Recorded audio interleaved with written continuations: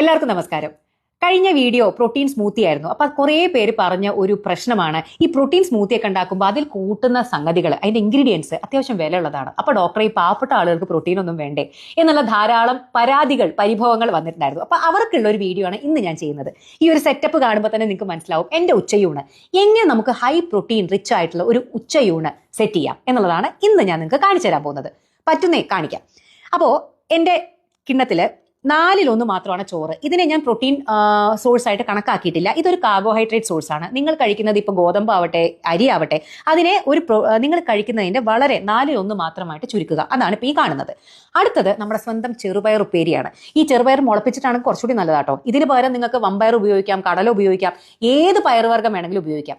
ഇനി അതല്ലെങ്കിൽ പനീർ വളരെ നല്ലൊരു പ്രോട്ടീൻ സോഴ്സ് ആണ്. ഇപ്പൊ ഇന്ന് എന്റെ ഈ പറയുന്ന ചെറുപയർ ഉപ്പേരിയിൽ നിന്ന് എനിക്ക് കിട്ടുന്നത് കുക്ക്ഡ് ആയിട്ടുള്ള ചെറുപയർ ഉപ്പേരി 100 ഗ്രാമിൽ നിന്ന് ഏകദേശം 6 മുതൽ 7 ഗ്രാം വരെ പ്രോട്ടീൻ കിട്ടും. സോ ഇത് ഏകദേശം എന്തായാലും 100 ഗ്രാമിൽ കൂടുതലുണ്ട്. ഒരു 7 ഗ്രാം പ്രോട്ടീൻ ഇതിൽ നിന്ന് കിട്ടും.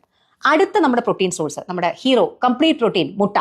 അപ്പോൾ ഇത് ഞാനൊരു ബുൾസയാണ്. ഇത് നിങ്ങൾക്ക് പുഴുങ്ങിയിട്ടോ എങ്ങനെ വേണമെങ്കിൽ ബുർജി ആയിട്ടോ എങ്ങനെ വേണമെങ്കിൽ കഴിക്കാം. ഒരു ദിവസം ഒരു മുട്ട കംപ്ലീറ്റ് ആയിട്ട് കഴിക്കാൻ ശ്രദ്ധിക്കണം.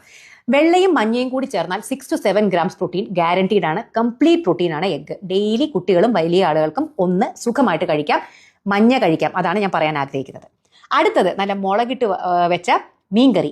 ഇതിൽ തന്നെ ഈ മീനിനൊരു പ്രത്യേകത ഉണ്ട്, മത്തിയാണ്. എന്തുകൊണ്ടാണ് ഞാൻ മത്തി തിരഞ്ഞെടുത്തതെന്ന് വെച്ച് കഴിഞ്ഞാൽ, ഒന്നാമത് ഏറ്റവും സുലഭമായി കിട്ടുന്ന മീനാണ്. അതിനേക്കാളൊക്കെ ഉപരി നല്ല അടിപൊളി പ്രോട്ടീൻ കണ്ടന്റ് മാത്രമല്ല, അതിന് ധാരാളം ആഡഡ് അഡ്വാൻറ്റേജ് ഉണ്ട് ബാക്കി മീനുകളെ വെച്ച് നോക്കുമ്പോൾ. B12, B3, magnesium, calcium, iron, പിന്നെ ഇതിനേക്കാളൊക്കെ ഉപരി omega-3 ഫാറ്റി ആസിഡും DHAയും കുട്ടികളുടെ ബുദ്ധി വളർച്ചയ്ക്കും വലിയ ആളുകളുടെ കാർഡിയാക് ഹെൽത്തിനും ബെസ്റ്റ് ആണ്. അപ്പൊ അതുകൊണ്ട് ഒരു മീൻ തിരഞ്ഞെടുക്കാൻ പറഞ്ഞാൽ ഞാൻ മത്തിയാണ് തിരഞ്ഞെടുക്കുക.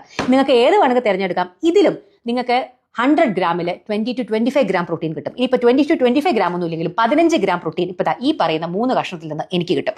ഇനിയുള്ളത് എന്റെ ഒഴിച്ചുകറി ആയിട്ടുള്ള സാമ്പാറാണ്. നിങ്ങൾ കാണുന്നുണ്ടല്ലോ, സാമ്പാർ പറഞ്ഞു കഴിഞ്ഞാൽ ഈ ഒഴിച്ചുകറി പറയുമ്പോൾ വെള്ളമല്ല നമ്മൾ കൂടുതൽ കൂട്ടേണ്ടത്, അതിൽ ധാരാളം കഷ്ണങ്ങളാണ്. എന്റെ കഷ്ണം എന്താ നിങ്ങൾക്ക് കണ്ട ക്യാരറ്റ്, അതുപോലെ തന്നെ തക്കാളി, പിന്നെ അതുപോലെ ചൊരക്കയുണ്ട്, റാഡിഷ് ഉണ്ട്. ഇതെല്ലാം ഇന്നത്തെ എൻ്റെ മുള്ളങ്കി. ഇതൊക്കെ വെച്ചിട്ടാണ് എൻ്റെ സാമ്പാർ. അപ്പൊ സാമ്പാർ എന്ന് പറയുന്നത് എനിക്ക് മെയിൻ ആയിട്ട് എൻ്റെ വെജിറ്റബിൾ കണ്ടന്റ് ആണ്, ഫൈബറും വൈറ്റമിൻസും മിനറൽസും.